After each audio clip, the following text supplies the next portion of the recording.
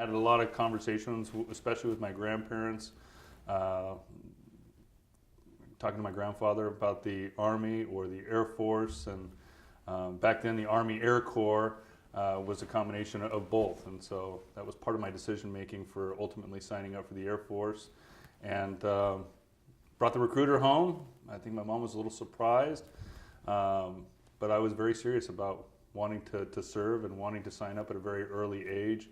We had those initial discussions, thought about it for a while, had some discussions with my parents, and then ultimately brought the recruiter back to have my mom sign the paperwork for me. I wasn't 18 yet, and so to sign up at the age of 17, I needed my parental consent, and it was. I know it was very emotional for my mom.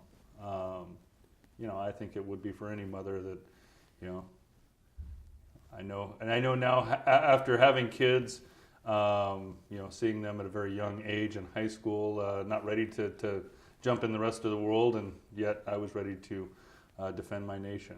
So I know it was hard for her, and I think it was a tough decision for me as well, but it was something I knew in my heart that I wanted to do. So, but I remember certainly sitting around the kitchen table with the recruiter and my mom and having her sign there for me, and I remember her hand shaking more than mine was, and it was a big commitment at a very early age.